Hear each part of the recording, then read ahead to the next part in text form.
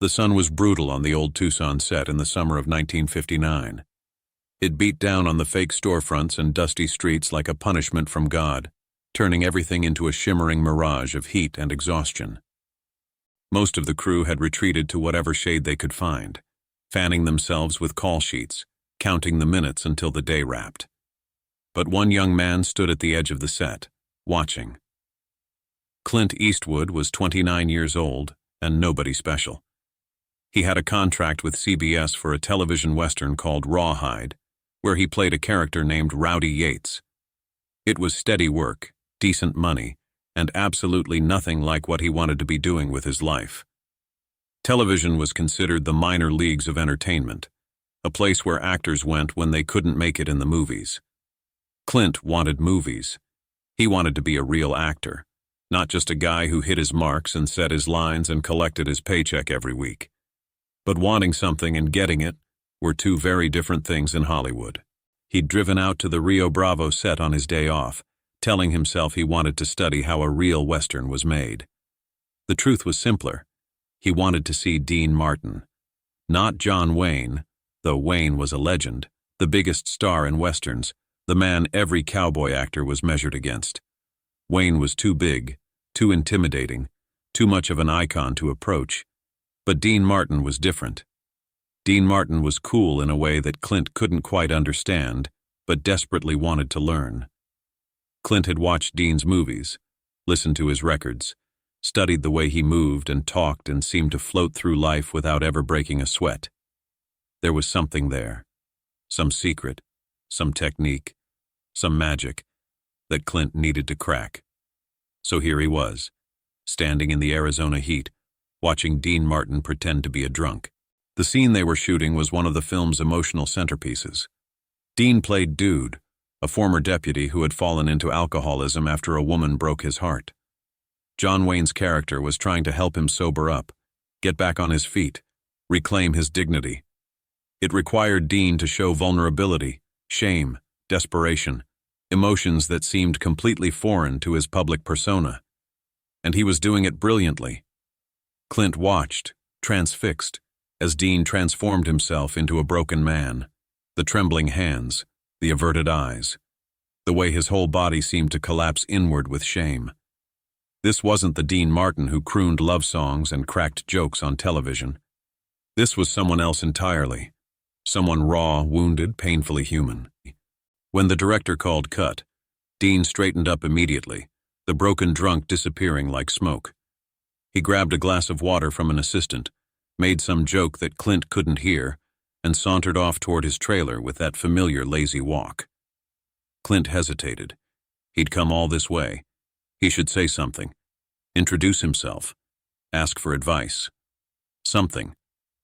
But what? What could a nobody television actor possibly say to Dean Martin? He was still debating with himself when Dean glanced over and caught him staring. Their eyes met. Dean raised an eyebrow, curious, not hostile. Then he changed direction and walked straight toward Clint.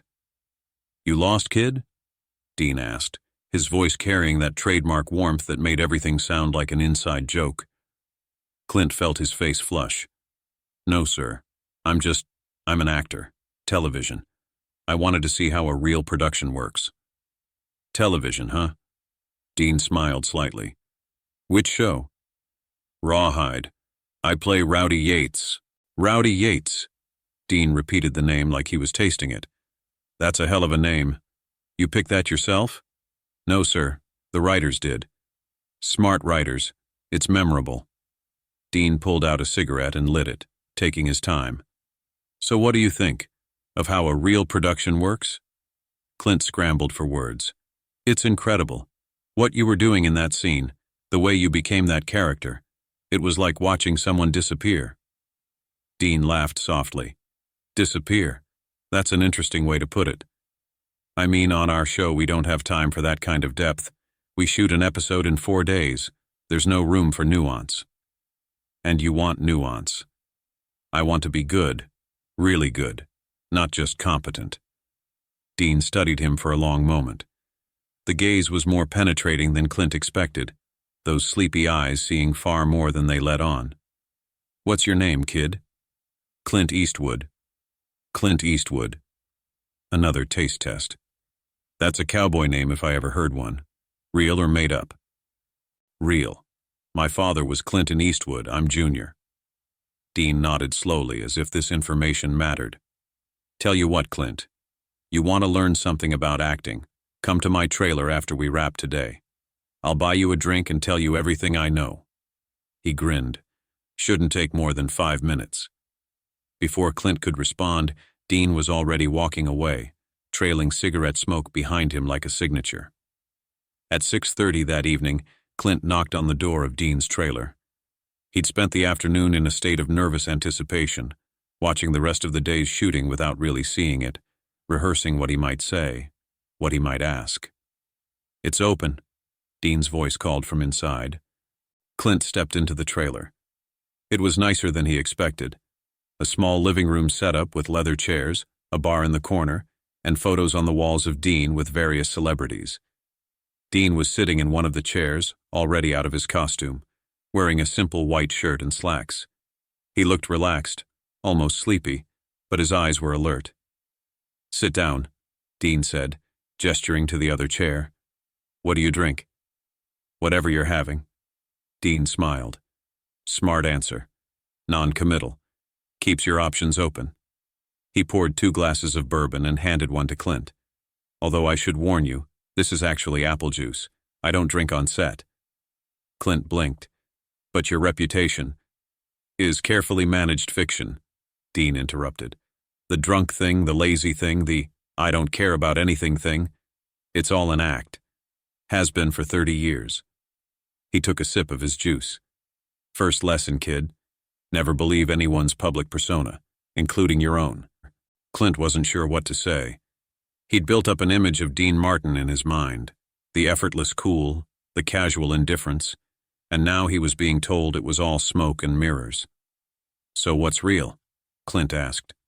Nothing. Everything. Depends on the day. Dean leaned back in his chair. Look, you came here to learn about acting. So let me tell you the most important thing I know. Clint leaned forward, ready to absorb whatever wisdom was coming. The secret to acting, Dean said slowly, is knowing when not to act. Clint waited for more. There wasn't any. I don't understand, he admitted. Dean set down his glass. Most actors, especially young ones, think acting is about doing, emoting, showing. They want the audience to see how hard they're working, how much they're feeling. They mug, they cry, they chew the scenery. He shook his head. That's not acting. That's performing. What's the difference? Performing is about you. Acting is about the character. Dean paused. When I'm playing dude out there, I'm not thinking about how to show the audience he's ashamed. I'm just being ashamed. The difference is subtle, but the camera sees everything. It knows when you're faking. Clint nodded slowly. So you're saying don't try so hard? I'm saying the trying should be invisible. The audience should never see you working. They should only see the character living. Dean smiled. That's where the cool comes from, kid. It's not about not caring. It's about caring so much that you make it look effortless. They talked for 2 hours that night. Dean told stories about his early days in show business, about the tricks he'd learned, about the mistakes he'd made. He talked about the importance of listening to other actors instead of just waiting for your turn to speak. He talked about using your own experiences to feed your characters, mining your real emotions instead of manufacturing fake ones. But the conversation kept circling back to one central theme: restraint. The most powerful thing you can do on screen, Dean said, is hold something back. Don't give the audience everything. Leave them wanting more. Let them fill in the blanks with their imagination. That sounds like it applies to more than just acting, Clint observed. Dean's eyes twinkled. Now you're getting it. At one point, Clint asked the question he'd been building toward all evening. Mr. Martin. Dean. Dean, how do I become a movie star? I'm stuck in television grinding out episodes that nobody will remember. How do I make the jump? Dean was quiet for a long moment. He refilled his apple juice, took a sip, and stared out the trailer window at the darkening Arizona sky. You know what I see when I look at you, kid? What? Patience. You've got this stillness about you. This ability to just be. Most actors fidget. They're always doing something, always trying to draw attention to themselves. You don't do that. You just exist. Dean turned back to face him. That's a rare quality.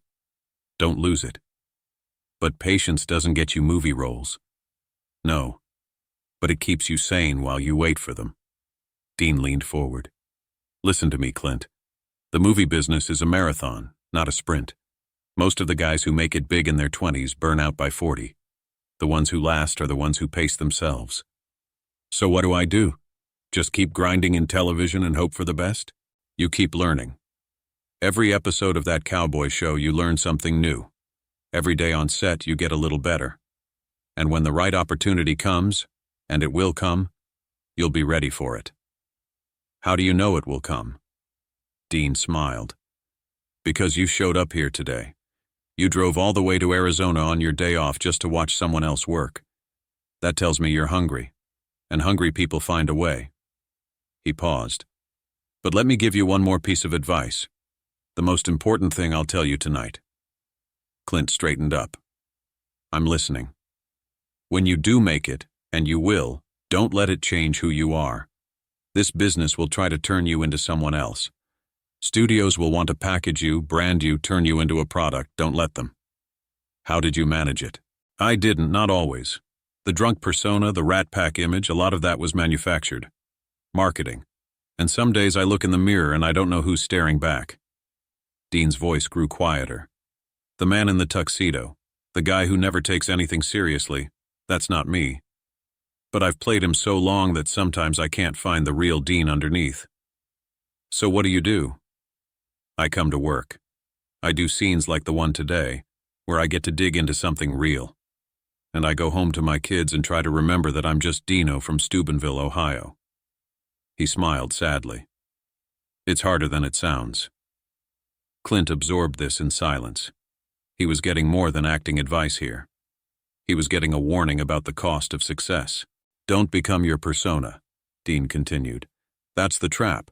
You create this image to sell tickets and then you realize the image has become more real than you are.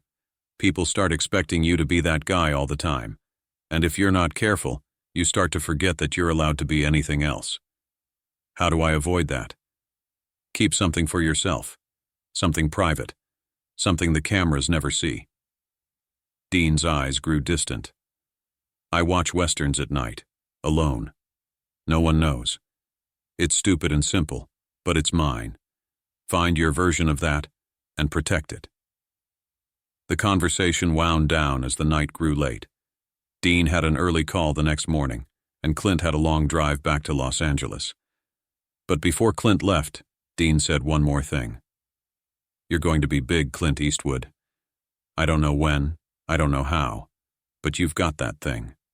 That quality that the camera loves. You really think so? I've been in this business 30 years. I know it when I see it. Dean extended his hand. Just remember what I told you. The stillness, the restraint, the holding back. That's your superpower. Don't let anyone teach it out of you. Clint shook his hand. Thank you, Dean.